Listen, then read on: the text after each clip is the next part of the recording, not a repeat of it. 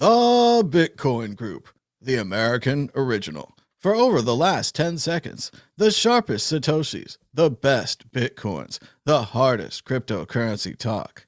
We'd like to welcome our panelists, Josh Shigala from the Standard.io.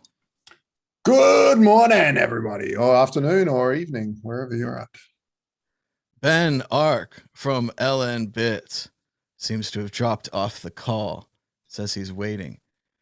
And I'm Thomas Hunt from the World Crypto Network. Moving on to issue one. Issue one, Bitcoin price falls 54% from its high. The world's largest cryptocurrency, Bitcoin, fell to $31,075 on Monday, a 10% drop from Sunday. Bitcoin's price has fallen 54% from its record high of 67,802 in November. Why is the price of Bitcoin falling? Well, the price of Bitcoin did return to $30,000, with other currencies also surging as well, as the market seems to be recovering today. Perhaps Bitcoin fell because cryptocurrency Luna crashes to $0 as UST continues to slide further away from its dollar peg. And we've also heard that Crypto.com has been reversing traders' Luna transactions from May 12th. So if you made a lot of money yesterday on Crypto.com, you might not have made it today. Joshua Shigala, what's going on with the Bitcoin markets and with this crazy Luna token? I've been warning people for a very, very long time about Luna.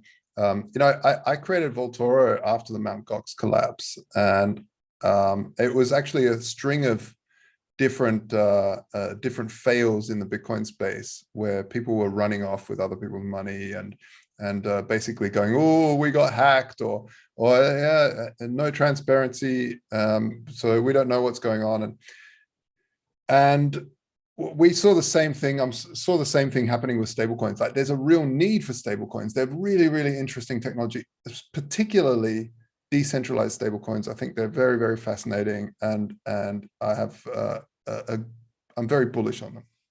Let's say that. Now, just for normal people here, let's go through just a real basic reason why you would need a stable coin. You're out there trading on the exchange and you want to sell to dollars, but maybe you're not on an exchange like Coinbase that just lets you go to a bank account. Maybe on a decentralized exchange. In that case, you would want to trade your money into a stable coin, something that's pegged at $1, so that your funds would not go up or down and you could get off of the roller coaster. The only problem is, Josh, when they do these decentralized stable coins, or this one was an algorithmic stable coin, what's the difference between, say, an algorithmic stable coin like Luna and something we might be more familiar with like Tether? Yeah, so there's other use cases for stablecoins, like not only the trading one, but I noticed we've run a Bitcoin only business now since 2014. We launched in 2015, and really for most of that time, people would invoice us in Bitcoin.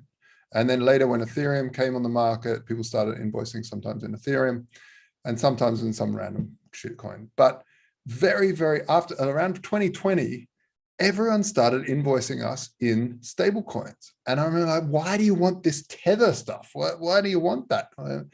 And it was very simple, that it's a lot easier to invoice in USD or something like that. And then you get that, and your accountant loves you because they don't need to do much work. They know how much you invoiced and how much you got. They don't need to do any conversions or try to keep up with the volatility. And then you can buy the speculative asset like Bitcoin with that. So you invoice that, deal with taxation, it's very easy, and then you buy the speculative assets, Bitcoin. And that's really a massive part of this game. And in terms of what the differences are, so Tether is basically, it came out of the promise, which is also false, of you have a bank account, I put $1 in the bank account and I create one ERC20, I'll give it to you and that represents dollar. And you can always come back and grab that dollar and I'll burn the ERC20 and give you the dollar. It turns out, though, that billions of these tethers got made, and we don't know how much is in there. I even talked to the auditor that got fired before he could audit the thing. there's all sorts of like weird jiggery pokery going on, shady stuff like bank accounts getting frozen, them not telling, them moving jurisdictions and this and that. And they're actually made some pretty good moves because they bought Bitcoin's dip, and then the Bitcoin cruised up to like, what was it, like 60K or whatever it was at its high. So they actually made up pretty well. At least with the Tether, they have a bank account. Theoretically, we don't know what's in there. But what's different about Luna? Do they have a bank account? No. So Luna is what they call an algorithmic stablecoin, and it comes after a long line of these tries where they're trying to peg one token to a fiat, and then try to algorithmically do that with nothing, no real value. So what they had, they had their Luna token, which is their governance token, which is just fluff. It's just made from nothing, and their token, their US Terra USD, or Terrible USD, as I like to call it, and basically what they would do is they'd always promise a swap for $1 of this for $1 of Luna, and the thing was, so if Luna dropped down, it didn't in price, it didn't matter. It would just basically print more Luna. The smart contract would basically generate as much as it would be one-to-one. And so you could always, but what happened is there was a little mini bear hook there, and US Terrible started going down, and then Luna was going down, and then the market cap of Luna wasn't enough to cover how many Tether there were, Terrible there were, and it just basically went down and down and down. And these, the thing is, this is like a Ponzi mechanic in the background, because the thing is, a Ponzi scheme works like this. It's very basic. You get in new investors, you get them in, you say, I'm going to give you a 20% APY, I'm going to give you a huge APY. And what you're actually doing, rather than actually getting real value, you're just getting new investors to pay those guys out. They're happy. They go, wow, it worked. This guy's a genius. He's got a business that gives me 20%. And they tell all their friends, then they come around, and more people that come in pay the old. The thing with what Luna had, they didn't even need the new people coming in. They just printed more up and would give a whole lot. And I mean, we can see that Luna lost so much value for them to try and swap one-to-one. It basically, they went in the last days from a few billion to now 6.8 trillion Luna flying around. Like basically Venezuela said, hey, check out our inflation, and the you know, Luna went, hey, hold my beer, and printed a whole like trillions of these things. So it's a total joke. I've been warning people about it for ages, and this is why we started the Standard, is basically to build a proper stablecoin solution that is truly backed by not only hard assets like gold and silver, but also by real assets, real rare assets that we can't print out of nowhere, like Bitcoin. And you know, arguably people would say Ethereum as well is fairly rare compared to, you know, something like Luna, which is programmatically not rare. And people would lock those up into smart contracts and then generate stable coins from them. So there's a whole lot different. And we can see DAI, for instance, was the first one to do it properly, I feel, where you lock up Ether and you generate DAI.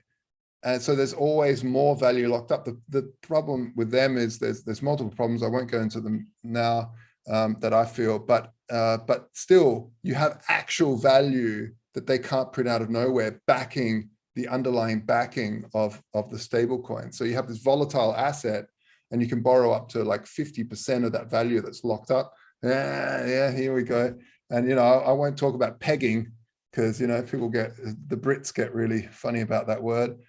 But yeah, anyway, it's really sad. I'm so sorry for all those people that lost money. This is billions of dollars. There's really people suffering right now. So I don't want to make too much light of it, but really, the thing is, even you know, even just as recently, so many people were saying, "Hey, buy more," and even last night, I was like, maybe I should even just buy some, because it's just collapsed so much. I know that the psychology of the market is so like it'll go back up, but the problem is, if you really look at the mechanic, it just prints and prints and prints and prints like nothing, like mints, I should say.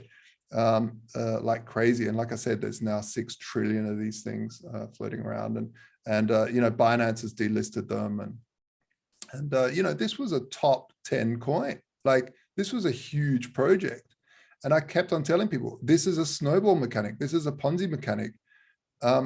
Be wary. And they'll be like, oh yeah, you don't need, why are you building it? You should build the standard on Luna. And I was like, I don't want to touch that filth. Like, I really don't. It's not good. It's not well thought out. I mean, maybe it's well thought out for the scammers, but I don't even feel like they're scammers that think of it. They just literally are so dumb that they don't see that. That's what I hope. That's what I hope. I many would say that's not true, but I just recently, I've heard the person that invented the thing, Do Kwon is his name, or something like that. Sorry if I mispronounced your name there, but he said, oh, we're going to start buying $10 billion worth of Bitcoin to back Luna. So I think he saw it coming. He saw the writing on the wall. You can't have a snowball system backing your stable coin, your so-called stable coin. It just doesn't work. And we saw it pop, 4 days ago. So it's really unfortunate. Well, you have to be careful with that attempt to find the bottom there, Josh. There was a rapper recently, I forget his name, but he put something like $2.5 million into Luna trying to find that bottom. This morning he woke up, it was worth $1,000. It's just absolutely crippling. And we do have some more information on this thanks to the excellent YouTuber CoffeeZilla, who did a great report on this. Like Josh said, the creator of Luna Terra coin was Do Kwon, who is an anonymous person, but they found out later he also tried to start 3 other stable coins, all of which failed, not as spectacularly. And recently he was on the internet. They had a theory where, just like Josh was saying, if you had $1 billion, you could come into this product on one side, crash the market so the other side can't respond, and get more than $1 billion. They even speculated you could get $50 billion. Instead of reacting to this appropriately, Do Kwon was egging on the internet, saying something like, billionaires in my feed, if you see this, please try. And you never want to do that. You never want to say to the internet, come get me, or something like that, because there is someone out there that's bigger, and no one knows why Terra Luna went down these days, but it could have been some pissed off billionaire trying to make his 50 billion. Yeah, I mean, he stated in another interview that he wanted to be the largest holder of Bitcoin under Satoshi. And that was his goal. So yeah, maybe he was a scammer. Maybe he legitimately wanted to create a very valuable product that actually created so much value that he could do that, accomplish that goal. But it seems to me, after, I mean, I could blatantly see the scam, and there's plenty of podcasts of me talking about it. And that's one of the main reasons I started, the Standard with the team at Voltoro. Because of this reason, that all these stable coins, they're either centralized or they're algorithmic, and they're going to fail. And we really wanted to look at everything that was being done in the decentralized space with locking up real value, but also try to tie in the gold thing. I mean, we've had 5,000 years. Gold is really literally the ultimate stable coin. Yeah, people say it's not that stable, but compared to a lot of crypto projects, it's very stable. And when you compare it to other commodities, so if you compare it to pork bellies, wheat, corn, all of this stuff, it fluctuates quite well around that. Of course, if you compare it to dollars, there's a whole lot of jiggery pokery happening with shorts and paper gold and all this nonsense. So, but if you compare physical to physical commodities, it's fairly stable, and it's gone through every nightmare that human condition's thrown at it. If you've gone through a war, your fiat, anytime there's a war, the fiat of that country is absolutely decimated. The savings of everybody is absolutely decimated. But if you're holding gold, you come out through the war, you're still holding that same value. So it's really, really a strong case for gold. And it's also decentralized. It's mined in a decentralized fashion. There's not one owner of gold. And you can't print it out of nowhere, and it gets harder to mine. So I think they work really well together. I don't buy this whole Barry Silbert thing of drop gold. I don't buy Peter Schiff's thing of Bitcoin's crap or crypto's crap. You know, they're an absolutely amazing pair. They should work together. I've always said that, and that's what we're trying. Ben, Ark, did something happen to Bitcoin? Did consensus break? Did 119 get adopted? Is there a technical reason that the price of Bitcoin is down? So I mean, first I'll look at the stablecoin stuff. I mean, Josh is obviously becoming an authority on this with the standard, and it's a good credit to him that, you know, a project like this hasn't been rolled out quickly, because these are very complicated problems which need to be solved. There's lots of ways of addressing it, lots of ways of doing it. And I personally think the way that the standard team is doing is perfect. That you have a basket of assets as opposed to like make a DAO and die works very well, and the peg has been kept well. But ultimately, you're relying on one asset. So if you have like multiple assets in some sort of basket, such as gold, Bitcoin, some other commodities, then the ability for it to lose its peg and for those assets to, you know, catastrophically drop in price is removed. That's the whole, you know, Keynesian Bancor proposal which happened. So I very much I mean, we need stable coins. People need, not only for things like trading where they want to hop in and out of Bitcoin to something which is stable, but more importantly for medium of exchange, when you want to buy stuff, you want to get you know, much of the world is on subsistence wage. They want to be paid, and they want to know that that thing still has value at the end of the month. They don't want to put their trust in governments, and they don't want to put their trust in specific private institutions. They do want a decentralized stable coin solution. But how we get there is, I mean, it's still very experimental. And there are some great projects like Make a DAO and Die, which is great, but it's not quite there. It's not quite what we need. So I very much applaud the people, you know, people like Josh, who's trying to work on solving these problems, because the world desperately needs it. You know, I'm just gunning for the Welsh pound. Like I want the Welsh independence movement to be able to create the Welsh pound, for us to be able to use it, for it to be stable, for us to be able to link it to a basket of assets, and could even be like assets which are nationally important. So for us, it could be, you know, I don't know, like sheep or and the price of coal or something. But having a stable, so obviously, like the way Tether does it, you have this trusted third party, and that comes with a whole load of issues where you can't actually trust you're putting your trust in that third party. So, you know, can you really trust them? And they've got this sketchy bank in the middle of nowhere, and it's not audited properly, and they come out with sketchy comments, like they'll say that we've always been able to, you know, if there's ever been any, we've always been able to honor anyone going in and out of Tether any one day. And it's like, well, okay, that's only like a thin slither of how much people could potentially want to pull out of Tether. So then people try and solve these problems, and then all these scammy projects come up, and they're like, yeah, we're going to launch a stable coin, and like things like Luna, and then they have these weird mechanics which don't really make sense, and they kind of work until someone with a brain comes along and just figures out a way to exploit it and make a load of money off the back of it, and then loads of people, you know, suffer for that. Whereas, you know, I love the idea of an algorithmic stablecoin which isn't controlled by a trusted third party, but it's something which needs a lot of research, a lot of study, a lot of building in order to be able to build this thing which is reliable and which is safe. And that's I really look forward to the standard and to see what you're building.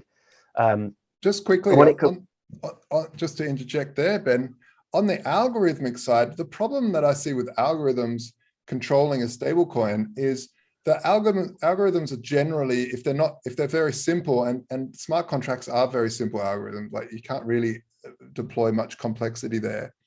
And the trouble with algorithms, they can be gamed, because basically if you throw a bit of liquidity into something and it reacts in some way, and as that wave comes back down, you maybe throw another and another and another, and it just gets bigger and bigger, kind of like an army marching on a bridge.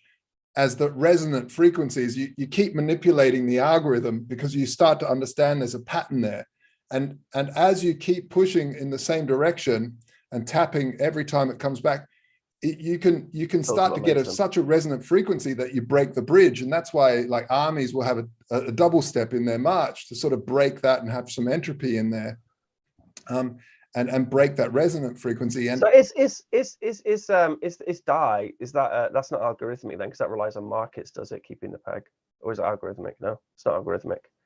Show my neatness here. Which one? Which one? DAI and the MakerDAO No, stuff. no, DAI's not. Like, I mean, some would I say think that's this. sorry, that was my mistake. I kind of Yeah. lumped that. Yeah. I termed that as being algorithmic in that it's, you know, without a trusted third party, you have a vault. Yeah, so but it's a the lot the market which builds the stability. Yeah, a lot of Either people have differentiated between decentralized stablecoin, centralized stablecoin, and algorithmic stablecoin, which could also go into the decentralized stablecoin pool. But because, you know, it's decentralized if it works, and like I don't want to say that it'll never work. You know, and I like that people are experimenting. Like, this is the whole point of crypto, is like, let's try weird economic theories. The problem is they get so complex and people don't understand. Like, I looked at Lunar Tether very early on, and I saw straight away really clearly that this is going to fail, just like Olympus DAO. And just purely because you can see the mechanics there is built on a snowball system. It's built on fluff, and so yeah. Do you think we'll ever have like a? Because I really want like a MakerDAO vault type thing, with Bitcoin going in, and then some stable coins being spat out, and then the peg being kept via, you know, market arbitrage. Do you think we'll see that with Bitcoin? Is that being built on Bitcoin? Is it? So that's what we're working on at the Standard. But because the smart contracts are quite complex, Bitcoin doesn't have the operators like that. It doesn't have the language there to do that. Now, RGB is working on some cool technology to be able to have more intricate programming in the Lightning Network, which would be epic. But so what we're looking at doing is anchoring on a layer 2 on Ethereum, which is a lot quicker and cheaper than Ethereum.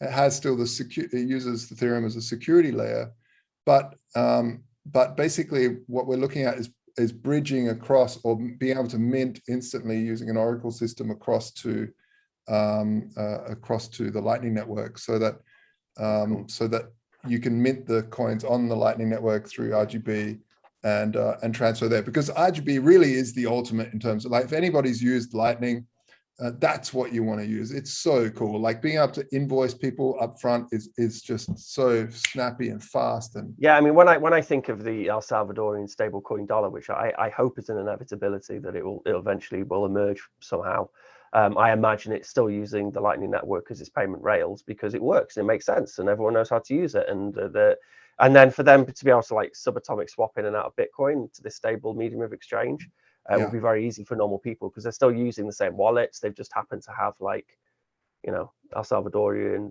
dollar and Bitcoin in their wallet. But yeah, no, it's absolutely fascinating. I very much think that the El Salvadorian experiment actually has kind of brought a lot of this into the light. Obviously, all this has always been needed within the trading world, but it's just so obvious that, like, you need stability when you're dealing with a medium exchange and subsistence wages. Yeah, for normal people, like for weird crypto anarchists, we don't care about volatility. You get in once you've got it earned.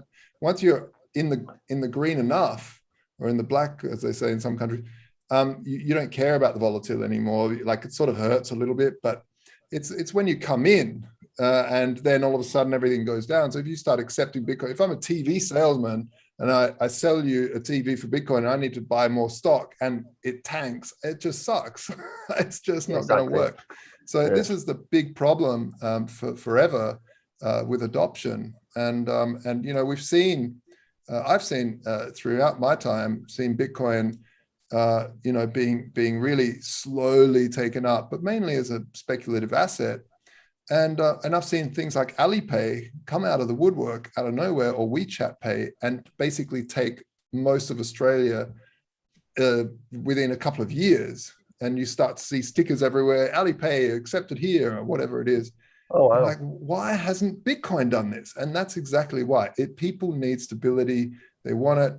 As much as us Bitcoin maxis can say, no, just Bitcoin. One Satoshi is one Satoshi. Yeah, one Satoshi. Like, I hate that. Sorry, it doesn't work like that. The market is what commands what the market wants, not you. Yeah, exactly. And what about Crypto.com? They canceled some trades on May 12th, but they gave their users a $10 certificate to make everything better? Are we fine with that? We're going to give them a pass because they're a new exchange.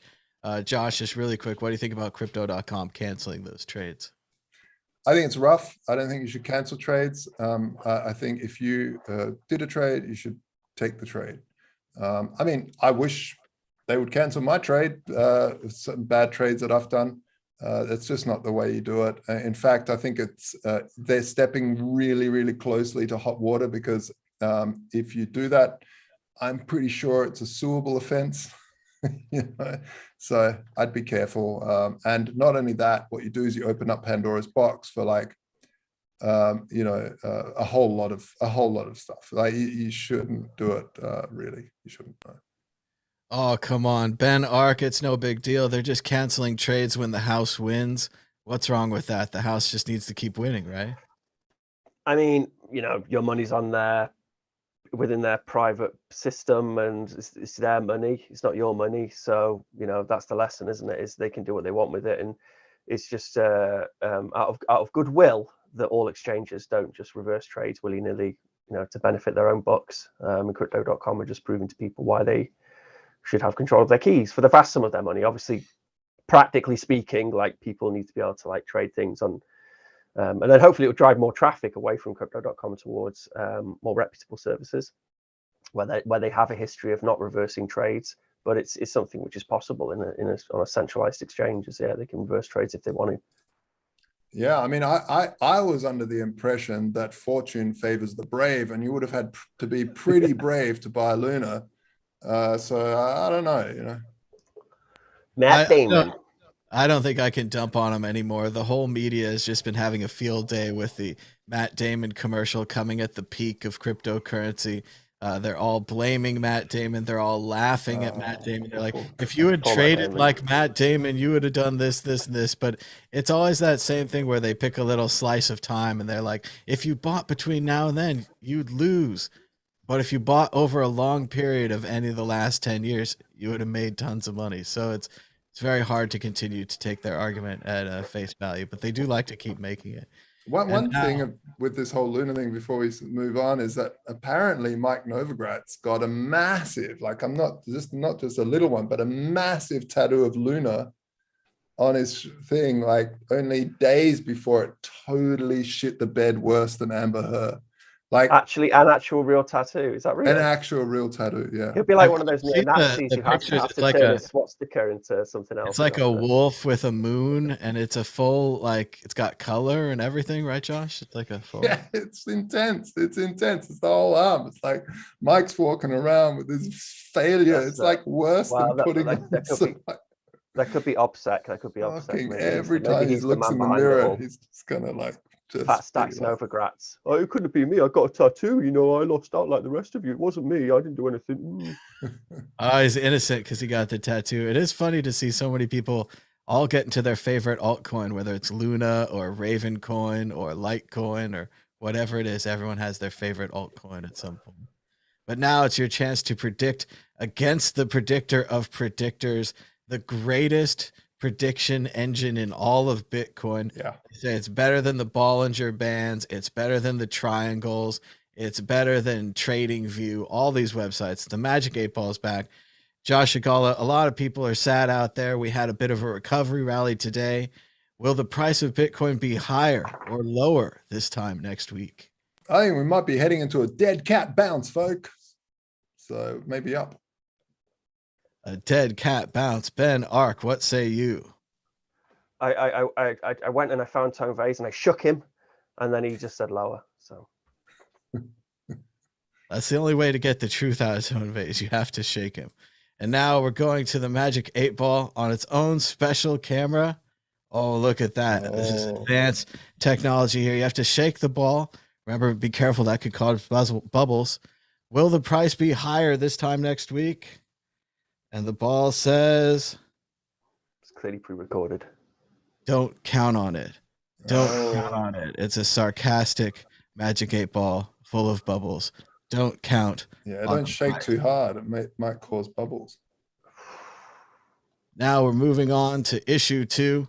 Issue 2. El Salvador's Bitcoin experiment is looking like a disaster. Yes, pretty much everything's gone wrong for El Salvador, with the price of Bitcoin declining, trouble in the society, having to arrest hundreds, maybe thousands of gang members, as there was tons of murder in the country. El Salvador is an absolute Bitcoin nightmare. Meanwhile, you got to admire the guy because he is buying more. El Salvador purchased another 500 Bitcoin around a $15.5 million bet at one of the recent lows. Meanwhile, they've released plans for Bitcoin City. While no longer a technological paradise on computer graphics, it's now some kind of rendering in gold. Looks like it's been carved into a table as they continue plans for Bitcoin City. Let's go to Ben Ark. What do you think about El Salvador and the Bitcoin disaster? The media just loves to report on it this way. I mean, that Bitcoin City, it doesn't look very green, does it? Like they're taking like a green belt, like a beautiful volcano full of all this green lush rainforest, and then they're putting this horrible, like non-ecological construct on it, and it's this despot megalomaniac. I'm gonna ego project. I'm gonna build. It doesn't seem like it has any parks, and it does seem like it's kind of made of gold, like a James Bond villain. And then in the middle there'll probably be a big statue of the despot. That's usually the way they roll. It's such a shame that it's like the tech debt thing, isn't it? It's so hard for us all to do, where we have an idea, we have a pitch, we have something which we anchor ourselves onto, and socially anchor ourselves onto it as well, and then we run with it. And then there's a certain point where in your gut that what you're doing is wrong, and you should reverse it, and then invest that money into San Salvador, make that a beautiful city, which is so possible and plausible. Honestly, it really is. It's a lovely place. But you just can't, because you've got that sunken cost fallacy, that sunken cost, that tech debt. You don't want to let go of this thing which you've clung your ego onto, and that kind of feels like this Bitcoin City project. And it's a shame that there's still stuff about it, and it's like those, it's almost like the scenes in those films of Hitler and his ideal Berlin, and this is what it will look like. It'll be beautiful, and meanwhile the Russians and the Americans are storming into Berlin, and they're about to take Berlin. I mean, you've got to admire. I mean, I know that he's in many ways, he's very anti-democratic, and he's eroded a lot of the democracy in the country, and there's lots of problems with his with him and his party. But you do have to admire the fact that he has an incredibly difficult country, and he's still innovating, and he's saying, well, we're going to use this Bitcoin thing, we're going to build our infrastructure, we're going to attract investors. He's gone a bit nutty, and he's kind of like focused his energy maybe in the wrong direction, but still to have such a broken, like not broken, but such a troublesome country with so many internal problems, and then not just to be caught up by those internal problems, to be able to kind of like think, well, okay, let's try and build something a little bit better than what we have. There is something to be admired there, and that's what he's done with Bitcoin, and I very much hope his bet works. I mean, so if it goes the other way now, and if the price does go up, which is, it's very plausible. So you've got this Bitcoin crashing down, right? But at the same time, you've got like all these amazing companies and projects going in the other direction, and all this energy in building out this infrastructure, which is hyperbolic, like the amount of human hours, and which are going into pushing Bitcoin as a technology.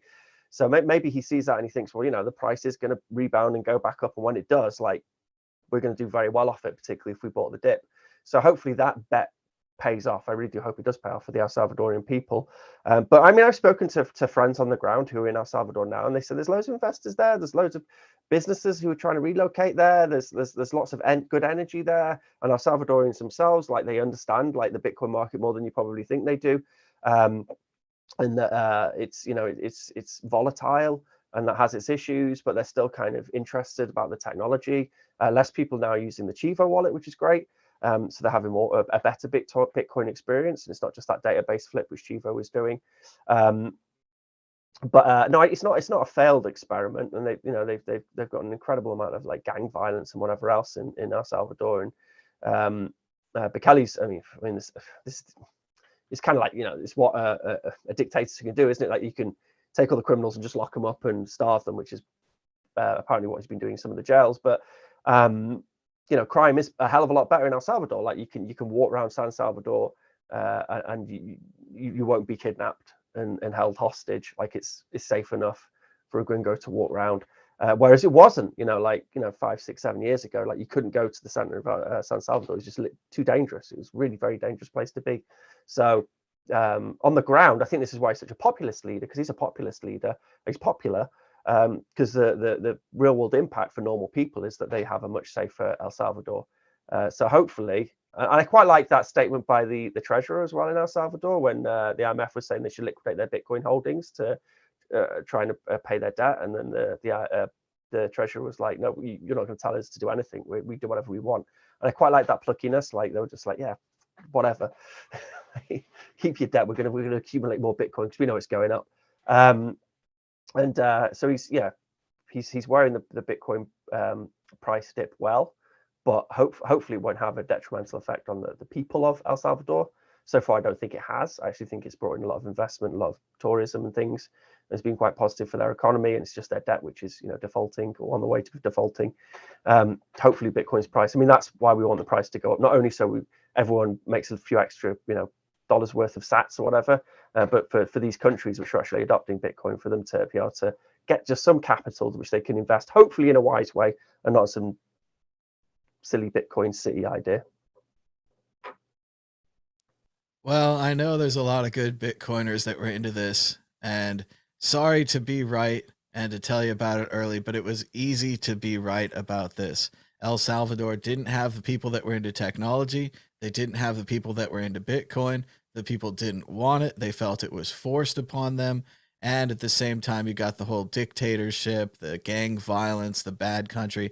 It wasn't the right place for this Bitcoin thing, but we forced it on them anyway. We put on. He is super popular, man. Like I agree with what you're saying, Brian. Being anti-democratic, but he's a populist leader.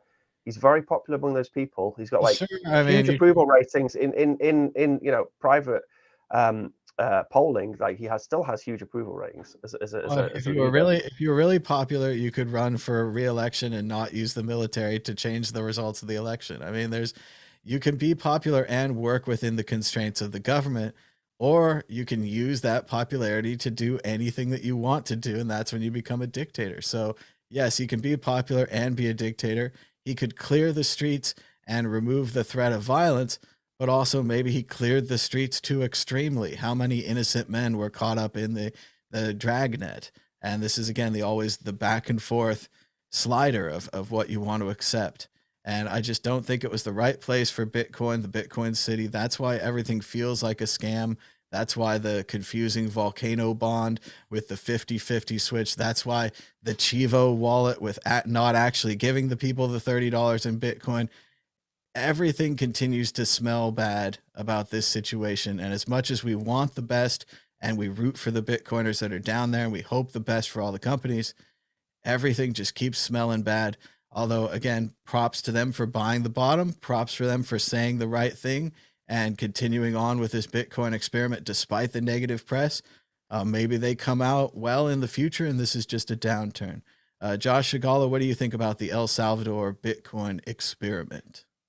I mean, look, it's not like America, a so-called democracy, doesn't have gang violence or it doesn't have innocent people in prison. It's not. Bukele could have said, "I'm just going to print a whole lot of money like Venezuela and basically be totally."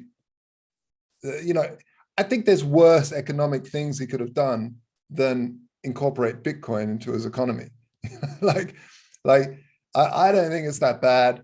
I think it's good to see this experimentation on a state level, dictator or not. And I think gang violence and all this stuff is a problem generally in a lot of South American countries, but also in Western countries. And really what it comes down to is lifting the middle class. The more you can lift the middle class, the wider the middle class can become, the less crime you get. And this is, I guess, one of the ways that he sees that vision of having Bitcoin allowing that middle class to grow. Now, the way he goes about it with, I don't know, his family storing all the Bitcoin, and I don't know if that's the right way to go, but at least it's going with Bitcoin or cryptocurrency or whatever. I mean, he's fully gone Bitcoin, so that's great. You know, he could have created his own coin or just minted his own, like just not even a coin, just done another Fed Reserve nonsense snowball, and you know, who knows. So I think it's great that he's tried to get away from the IMF, try to not take loans from these predatory organizations that like the World Bank and this sort of nonsense. They probably owe a lot of money to them and just want to get out from underneath that crap. So I think it's an interesting experiment. Man, this whole space is full of interesting experiments, you know. So seeing it on the state level, hey, I don't know the guy. I don't live there. I can't make a judgment on if he's doing a good job or bad job, because I don't have time to look at that. But I'm sure someone would tell me if it was really, really, really horrific. And like Ben said, he is a populist leader. Yeah, I mean, I'm not a fan of dictatorships, not even a fan of democracy really that much. But I think democracy is probably better than dictatorships. And having more and more choice would be even better. So yeah, that's my 2 cents. I think we could probably agree with Churchill that democracy is the best system given the alternatives. Moving on to the exit question, forced prediction, yes or no? Will the Bitcoin experiment cause the collapse of the Bukele regime? Ben Ark. No, I don't think so. It's very, very popular. And like people will they'll look at the crime which existed and how unsafe they felt in El Salvador, you know, 6, 7, 8 years ago. They'll look at now, and despite what the international stage might be saying about El Salvador, for them, that's a real world material change. So he'll still be popular. And the regime will continue on.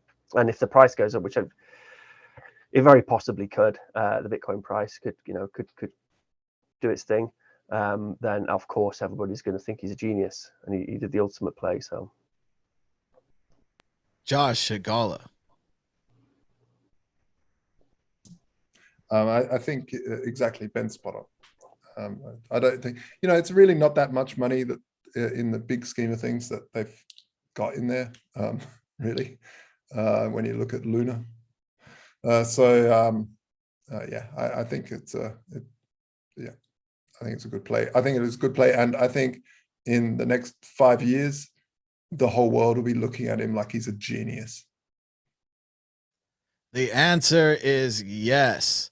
The Chivo wallet will be hacked or stolen from, and we'll finally find out how many Bitcoin you can fit in a briefcase when you flee the country. Disaster and crisis, but it'll all seem like an accident. We tried. They're not. They just took the money out the back door. We have no idea what happened. The wonderful thing about the stuff we're building is, even if you build like a shitty state wallet which doesn't do Bitcoin properly and its database flips, people can just take the Bitcoin out and they can just start using actual Lightning wallets and Bitcoin wallets, and no one uses a Chivo wallet now. No one, and it's a joke, like among the people, like they know it's bollocks. So that's great. They're learning. Like even if you know that they have access to the internet, and like Josh says, there is this emerging middle class, and I saw them. There's plenty of them. There's plenty of these rich kids and whatever else in El Salvador and San Salvador, and even working class people. They've got access to phones. They're learning about this Bitcoin thing, and the bank the last week, in fact, we pushed the IBEX Mercado workshop they're going to be doing with 17-plus-year-olds in El Salvador, and that's a really good course which they're building. So educationally wise, like, you're really giving that whole population a jumping head start, and they're learning what wallets are good, what wallets aren't good, and Chivo, he's not going to run off with the Chivo money because, well, there's nothing in there, you know, and people have learned that it's nonsense. Well, they better hurry and remove their money before it's too late. As you all know, everyone said that the service on the Sheep Marketplace was absolutely stellar, right up until the weekend when they exit scammed. Right up until that weekend. Great service. Moving on, check out WCN Clips. Just Google WCN Clips. We're right there on YouTube. Look, we have 104 subscribers. We are marching to victory with great videos like Roger Ver promotes Dogecoin, is Bitcoin winning over other cryptocurrencies, and Central African Republic adopts Bitcoin as legal currency. Maybe things will turn out there just as good as El Salvador. We can only hope.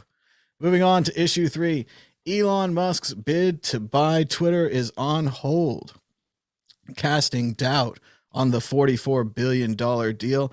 As we've talked about before, Elon Musk was going to have to sell or perhaps leverage some of his Twitter shares to get the money to buy Twitter. Obviously, with the market turned down, Tesla shares have been affected, as with the rest of the market. Maybe Elon doesn't have the money.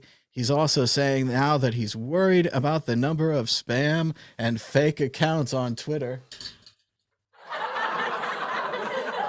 Watch out for that one, Elon. Josh Shigala, what do you think about Elon Musk's attempt to buy Twitter? Now seems like it's in trouble, mainly just because of the money. He just doesn't have the money. Elon can get the money. I don't think that's a problem. I mean, the whole world is aflush with money. It's just silly.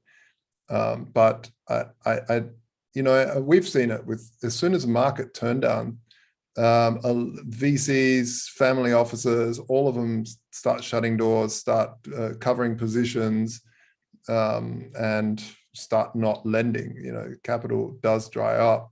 But I think someone like Elon Musk can muster the money, whether it shares amongst a whole bunch of mates of his, and it's not him solely that owns it, but a circle of his peers. So I don't believe that, and I think maybe it is a due diligence thing where they are starting to see the numbers, that there are just so many bots, and in the future it's going to be really really difficult. If anyone's seen Palm, the new AI, it makes GPT-3 look like a caveman, and GPT-3 made Siri look like an amoeba. So it's really stunning how fast AI is now growing. We are heading towards a singularity, that's for sure.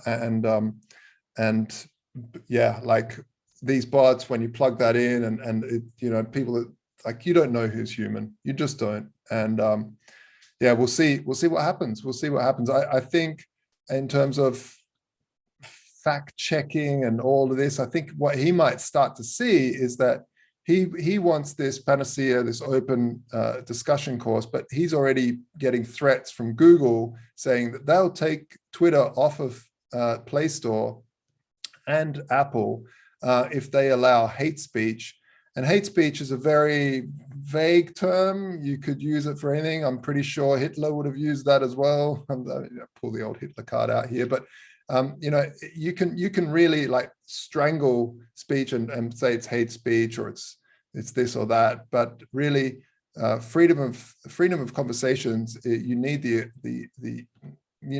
freedom of ideas, swapping ideas, because if you crush one side and all of a sudden you get a different leader and they have the technology to swap that, you don't want to go there. You want free speech. Of course, you want to ban images of child abuse and people getting their heads cut off and animal torture and stuff. But I think it's going to be very, very difficult for him to have a truly free space, because the rest of, Google and Apple are really big gatekeepers because of the App Store situation, which never used to be there, by the way, guys. When I grew up, you downloaded an application that wasn't called an app. It was still called an application, and you installed it from the internet. Yeah, it was full of viruses and crap, but you didn't have a central control over what you installed. You just installed it, or you had a floppy disk and you installed that. I think that's definitely the trade-off there, Josh, between getting all the viruses versus having the App Store, where presumably you don't get the viruses, and maybe, like you're saying, you don't get the extreme content, the questionable, the hate speech, wherever you want to go with that.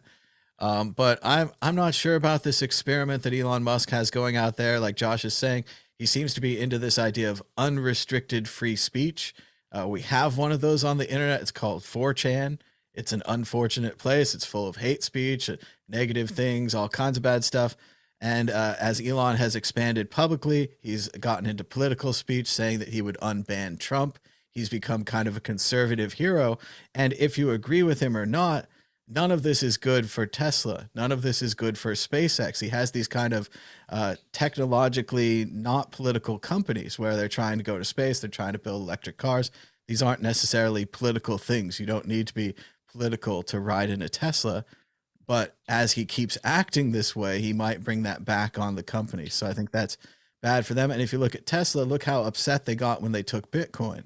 They're like, Bitcoin's bad for the environment. Tesla can't take Bitcoin. Look at what Elon is attempting to do with political speech, whether it's good or bad, whether you agree with him or not. He's wading into a space that he doesn't need to be in. If you look at him 3 years ago, 5 years ago, he's this technology genius. He's PayPal, he's SpaceX, he's Tesla, Solar City, technology, Edison, Tesla, genius, right? Inventor. Now he's waded into political speech, and whether you like him or not, he's going to get dirty. He's going to get dirt on his suit. I think it's a bad deal for Elon. It's bad for his companies, and it's much worse than when he smoked pot on Joe Rogan. Ben, Ark, what do you think of Elon, his plan to take Twitter? Do you agree with Josh? Do you think he'll get the money? No problem. Maybe even the money's an excuse. Maybe he's feeling this political pressure I'm talking about and saying, maybe I could excuse out of this. I could say, hey, I just don't have the money right now. Sorry, I can't buy it, you know? No, he's pretty early on. He was like a lot of the board members of Twitter.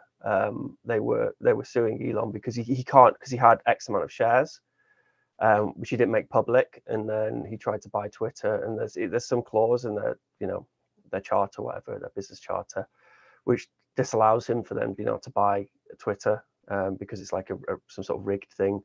So I actually think it's legal. Like, he can't legally buy Twitter. He has the money, and then he also, he said that he was going to buy it off himself, but which he could do.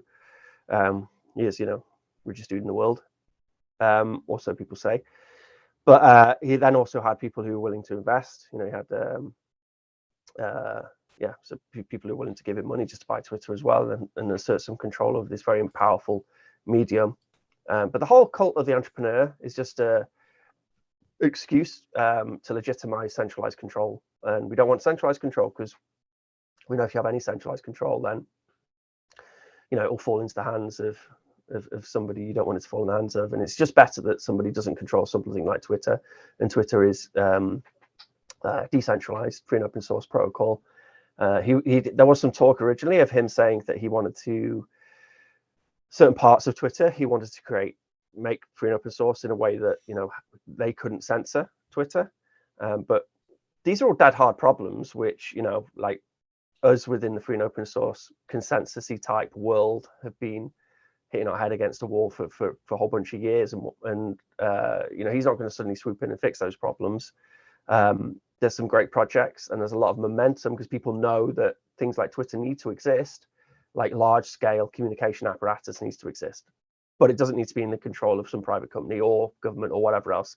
It needs to be something which is like the commons, and that's the free and open source stuff, isn't it? And there's a whole bunch of ways of tackling, like, hate speech and access to things like hate speech. And,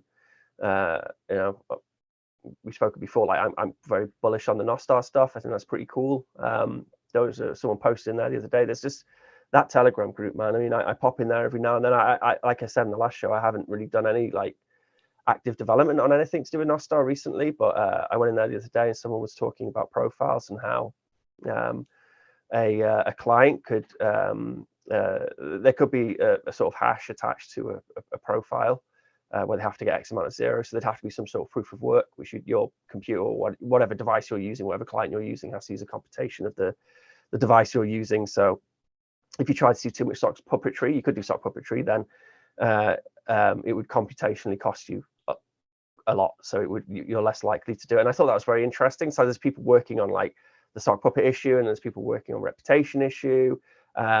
and then there's people working on the sort of censorship issue, because you want to censor, like I want to censor, self-censor the content I have access to. So this is something which will emerge, and the ultimate solution will come from the free and open source space. Ultimately, it's always easier to do it in a centralized way. Anything is easier to do in a centralized way, and that's why Twitter was built. It's like, oh, let's build this thing, we have a private company, blah blah blah, and then there's all these problems, which we hit up against. And users aren't happy because they get banned for some political reason or whatever else, and then it's unjustifiable on what some of the Twitter deplatforming has happened. Personally, like I've been quite glad for some people to be deplatformed from Twitter, but it's still an unjustifiable amount of censorship. So these problems need to be solved, and they will be solved by the free and open source community and us building some sort of decentralized solution. And if Elon Musk, who's a spy, by the way, wants to be part of that, then great. But probably won't, because he's a spy. And yeah. Well, and remember that the original Twitter had an API, and it was a large part of the Twitter design that you could build your own Twitter client. You could display the tweets any way you wanted. You could display only some tweets or all tweets.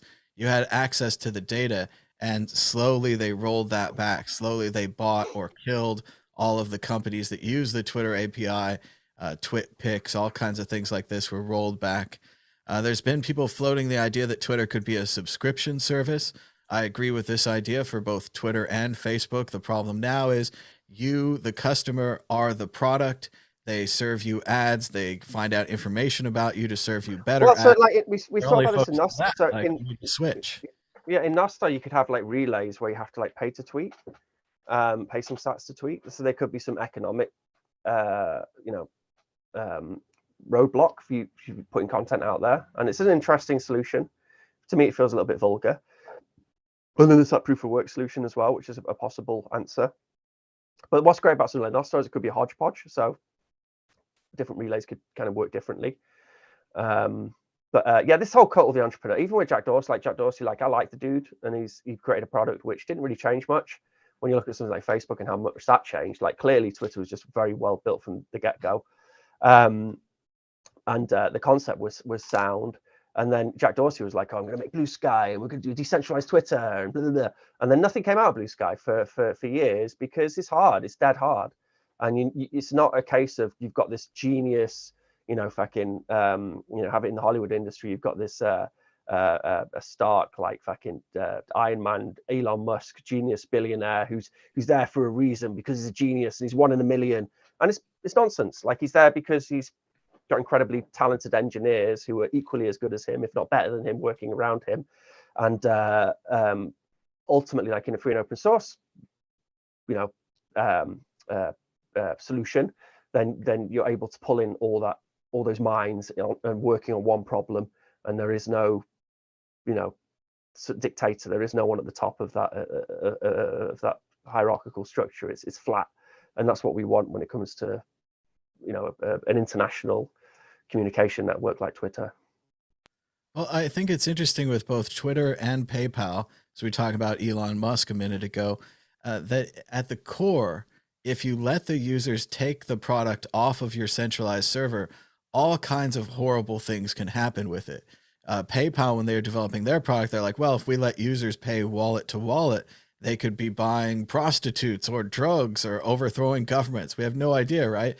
The same thing with Twitter. If we take the product off of the centralized servers, away from the moderation, as much as you might not like politically motivated moderation, there's an incredible amount of pornography and violence and spam and whatever you want to call it that people are pumping into Twitter all the time that we're not seeing because of this moderation, that the minute you go to a decentralized Twitter, you suddenly have incredible moderation problems. You have perhaps even legal problems if bad messages are traveling through your servers, the same as PayPal. If bad money was traveling through your servers to bad causes, you're suddenly responsible, which goes back to why Bitcoin was designed the way it was and the way the blockchain works to prevent that censorship, and that Bitcoin, like a yin and yang, allows all these good things, but also allows all these bad things. And it's that you've got to as well feel for these microlancers who are earning such small amounts of money to like click through horrific video, horrific image after horrific image, and they're earning pennies for every single one. And that's how like Twitter and things do their moderation currently. Yeah. And there's surely a better way of doing it than sacrificing these incredibly poor people who just need to make a little bit of money. But I also think, like, I've heard Elon say that Jack and him have talked, and Jack never wanted to really ban Trump and thought it was a terrible idea. And really what it comes down to is that when, you can't silence Trump's voice. And this is exactly what Elon said. He just went over to Truth Social and everyone moved over there, and you just start to radicalize the right and a vast amount of America. I mean, you got to remember, a lot of people voted for this guy. They all feel alienated, move away from Twitter, and they start to not have the conversation between the left and the right, which is really, really important. You need that constant discord. You need, if a bad idea comes along, a good idea comes, or if a good idea comes along and someone wants to challenge it with a bad idea, this is really, really important. If you split those apart, they start in these echo chambers and they get radicalized and more ridiculous and goofy. So it's really, I feel it's a mistake to do that, especially with someone that literally the point of how to get to the top there is you get more than 50% of the government of the people, sorry, to vote for the guy. So yeah, it'd be interesting. There's so many things. I really am looking forward to Nostar launching. All of these things are experiments. AI is going to screw over a lot of it. There's going to be so many scams and deep fakes, and oh my God, the future is looking crazy. But at the same time, a lot of AI will help, take away that horrific job of that these micro freelancers, what did you call them? Microlancers, get paid to look at these horrific images, and they don't have enough money to even go see counseling, and they don't get paid to get debriefed properly. And it is a really horrible job. I mean, I can't imagine what they see.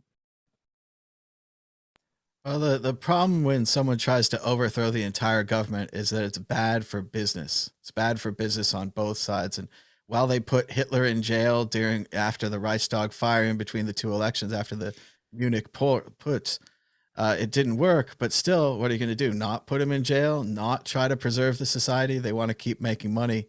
They need to try to preserve the society. The problem with Facebook and Twitter is that we've seen how they can turn against democratic governments. We haven't seen how they can support democracy, how they can improve our discussion. Like Josh said, we do need that discussion. Unfortunately, that discussion was over a long time before the ban. I actually also think that exactly, you hit the nail on the head there, Thomas, in terms of these social networks are highly controlled by the secret services.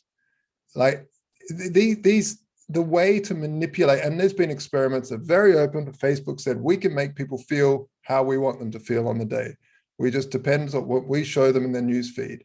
And if you're the CIA and you have control over multiple platforms around the world, you can start to control who you want in power around the world, because Twitter's a global thing, right? So why wouldn't you want, if there's a country and you think you want this person power, hey, Twitter, tweak what people see more positive about this person.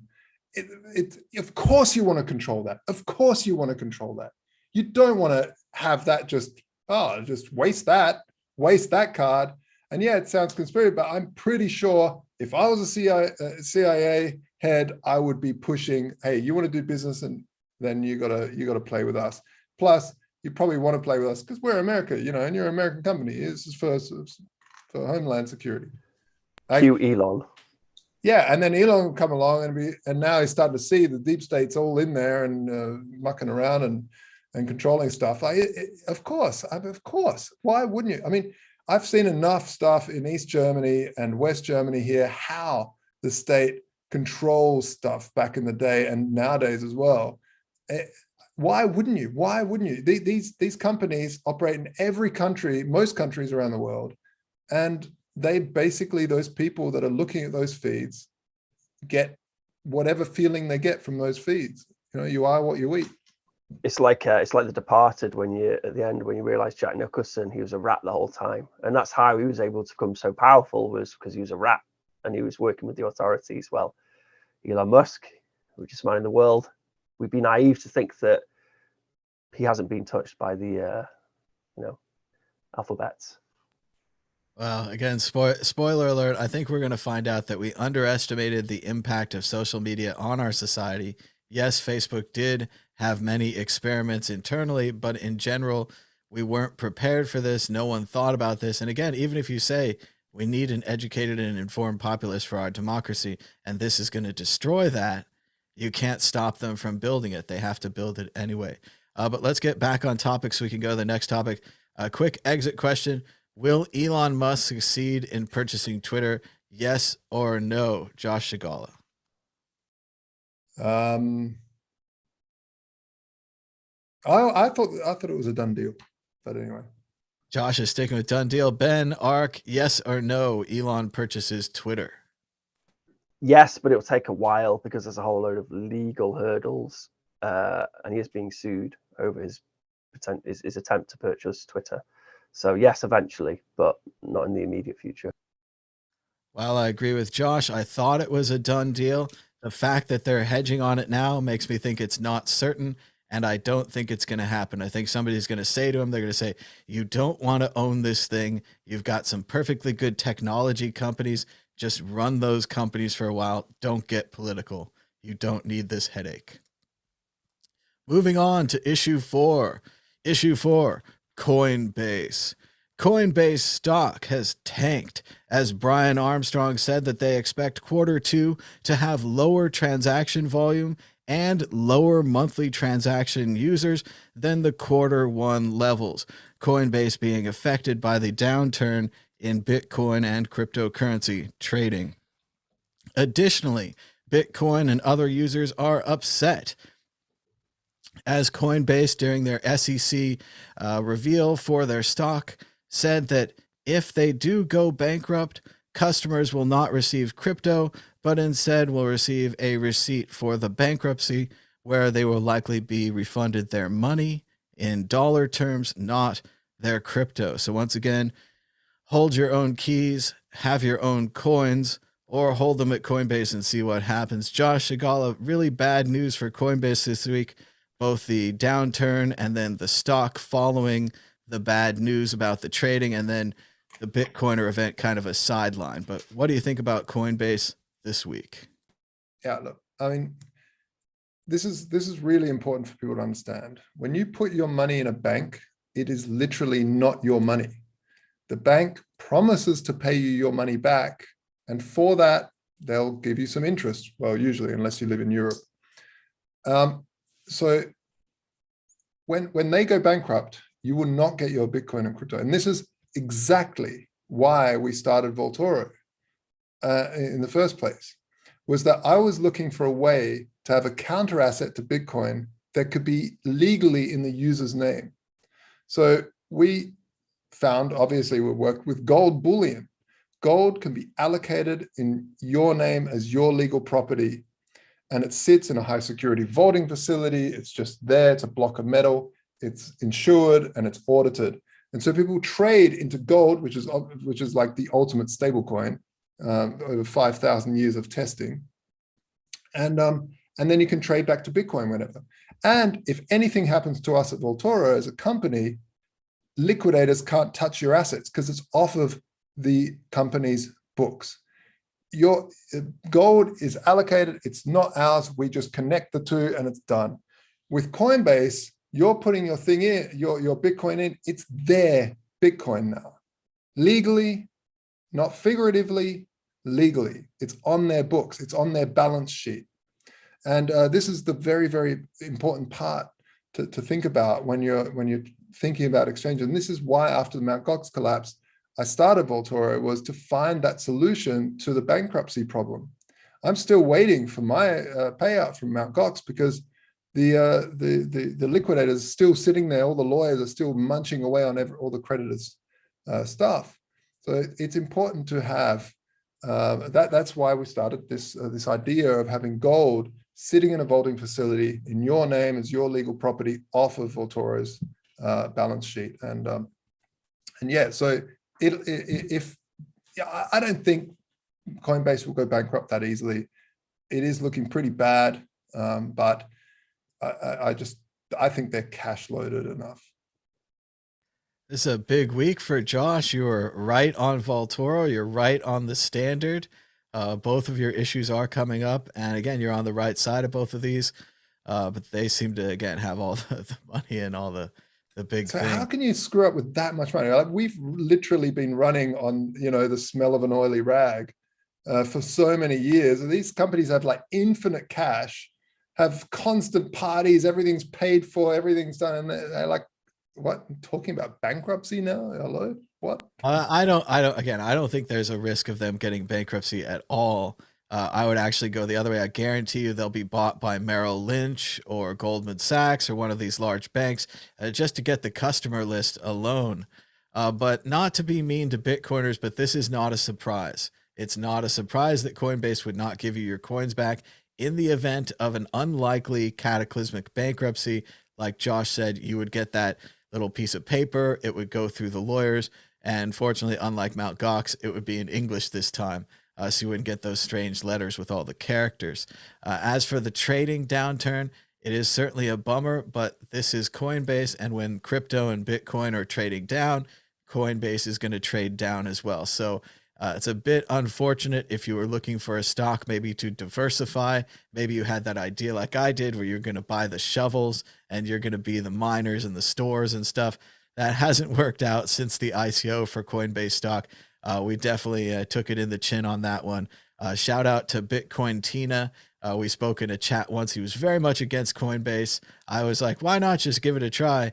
And he was right. I was wrong. Both Coinbase and Bitcoin went down, so neither of them was any good. We all should have gotten cash or maybe gold. I don't know. When it's raining everywhere, there's nowhere to hide, so it doesn't matter what moves you did. You would be slightly better off. Ben Ark, what do you think about Coinbase, both the creepy bankruptcy potential and the bad news for the stock and the trading? I mean, yeah, of course it's theirs and they can do whatever they want with it. Hopefully they'll try and do some sort of clever technological solution, but Coinbase has always fallen quite short when it comes to innovating technologically wise. And hopefully, that sort of news will just drive people to better services where they can't just take your money if something goes wrong, or decentralized exchanges. And they're still bubbling away in the background and again trying to solve this problem. Like, a trusted third party works and it's easy, but doing this thing in a sort of decentralized, safer way is hard, but we'll get there eventually. Yeah, hopefully it'll just drive more customers towards better products, better services. Such as Vaultoro. So yeah. Exit question: will Coinbase go bankrupt, or could this cause CEO Brian Armstrong to be removed? Much like Zuckerberg, Armstrong has held on to his company since the beginning. Josh Shigala, is this the end for Coinbase? No. This is just a headline clickbait nonsense. Coinbase is sticking around. It's not like the Bitcoiners would overreact. It's not like they would overreact and start screaming about how they're not going to get their coins back. Not like that doesn't, fit with their pattern of not your coins, not your keys, all the things they say all the time, being reinforced once again. Nothing like that's happening. Ben Ark, is it over for Coinbase, Brian Armstrong? No, I mean, most of their customers aren't quote unquote Bitcoiners, are they? Like what we think of a Bitcoiner as being. So no, they'll continue. They got big fat stacks, and they got a lot. They have access to a lot of money, so no, they'll be fine. I agree, they'll be fine. And worst case scenario, they'll be sold to a larger bank, a larger company, investment bank. Somebody like that will come in and buy them for the customer list alone. All right, we're out of stories. We're moving on to prediction or story of the week. Josh Shigala, do you have a prediction or a story of the week? Go ahead. You're muted. The prediction, No, the prediction has been that that Luna's going to fail, and so this week I'm all out of predictions. But yeah, story of the week is that really, when bad things happen, and we've seen these cycles happen over and over again, and sometimes really people get very, very wrecked. And while you hope that scams are like candles that you know, a kid might touch and understand what the heat of a flame is without, you know, severe lifelong injuries, unfortunately, some of these some of these large scale, either if they're mal thought out or just blatant scams like BitConnect was, sometimes these are roaring fires that people throw their whole bodies into, thinking that they're going to become wealthy, and they don't, you know, they don't survive. They're scarred for life. And sadly, there's sometimes you know, the calls are for like suicide hotlines and things. And if you are feeling really, really you know, down in the dumps right now, and really helpless, and you've made some bad decisions, please reach out to people. There's you know, talk to people about it. Don't do anything drastic. And I don't mean that lightly, honestly. I've been in this game long enough to see people actually really suffer. And there's light at the end of the tunnel. If you have the attitude and the knowledge and to want to be successful in this space, you will be. This is a lesson. This is a lesson, and you've learned it. And now move forward and move along. I agree with Josh. It's good to talk to your fellow Bitcoiners about these problems. A lot of people have lost as much as you, or maybe more, and they can commiserate, and you can feel a better understanding. It's not just your mistake. A lot of us are stupid too, and this keeps happening to us. It goes up and it goes down, and then it goes up again. And presumably it's going to be like that this time. We don't know. We don't have financial advice other than the wisdom of the Magic 8 Ball, which is the source of all truth, as you know. But other than that, no, we don't have any advice, but definitely call out, talk to people, get help. I like this in the chat. Miguel Poncho says, Elon is reminiscent of Peter Sellers' character in The Magic Christian, a great comedy about a billionaire who trolls and corrupts everyone he meets for his own amusement. Sounds like an interesting comparison. Ben Ark, do you have a story of the week or a prediction? Go ahead. I think to resonate what Josh was saying there, actually, yeah, it's very true that, you know, obviously we're kind of a bit seasoned, like, and we're used to kind of these ups and downs. But I mean, even people who are seasoned, whatever, like, it's hard for people, particularly if they've gone all in and they thought that, you know, Bitcoin is going to make them rich and blah, blah, blah, and they invest all this money in it, and then they lose it, and it drops in price, and it can be quite terrifying for people. So yeah, just reach out. Like, everyone makes mistakes, don't worry about it. Just you know, people who think that they're going to put all their life savings into buying the dip now, just invest wisely. Like, don't invest an amount of money which is going to be cataclysmic to your life, you know. It's ultimately it's something which you can recover from. Just reach out to people who can help you if you're feeling down in the dumps about it all. And then when it comes to story of the week, not a lot really. I mean, so the make it. There's the Oslo Freedom Forum is going to be happening next week, and then I hope to do the show. What's the date now? I won't be there on the 20th. No, but I won't be there next Friday. But it's on the 23rd. Is the Oslo Forum Freedom. The Oslo Freedom Forum by the Human Rights Foundation, and that'll be really great. So if anyone's near Norway or can get to the Oslo Freedom Forum, please do. And we've got lots of really interesting. There's been a real drive, actually, a real push for NFC stuff, because I think people are fed up with QR codes. They've probably, from all the COVID stuff, we've had enough of QR codes, and we want to experience Lightning how it's supposed to be experienced, and Bitcoin payments how they're supposed to be experienced, where you're like literally just tapping and then boom, you're making a payment. So Been working pretty hard on LM Bits and getting that to support NFC stuff, and then also like building NFC into the point of sale. I've been working this week on a ATM, on an updated FOSSA, the free and open source ATM project. I've been fiddling around with a bill acceptor, and that's been taking a lot of my time. But yeah, no, it's kind of build time again, isn't it? The price is down. Don't look at the price, build stuff, because you build cool things, and that's ultimately, what drives value to this whole thing is all the great minds and all this creative impetus we have to try and build out this new future financial infrastructure and rails, which anyone can have access to, and we can bank the unbanked, which is the ultimate goal. So yeah, just build stuff, get involved. I did a little drive earlier today on Twitter. I just put on Twitter, I said join us, and then I put our MakerBits channel, so it's a Telegram MakerBits. I very much urge people to join that. It's full of people like working on the hardware stuff, and the DIY hardware stuff, which is very important for, I think, for Bitcoin and banking unbanked people. But yeah, just get involved, actually building out. Don't just worry about the price. Like, yeah, if you can get involved and actually building and just running software, like run a node, like play around, run a Raspberry Blitz, and then install the different applications, the one-click install applications, and then give some feedback to those projects. It's so valuable when people drop into our Telegram group and they say, oh, this worked, this didn't work. Could you do this? Could you do that?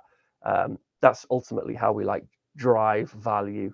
So if you're worried about your investment, like that's the way we drive value to this thing, is just by people building and running software and experimenting. So, and it's also how you keep the space decentralized, because it's all these amateurs or professionals doing amateur work and that build all these things that you can print out in your own garage and really work out the small, instead of these large corporations like Coinbase just going, raw, we own this part of Bitcoin. No, we're supporting the little guys that are making and creating and doing wonderful experiments and building technology.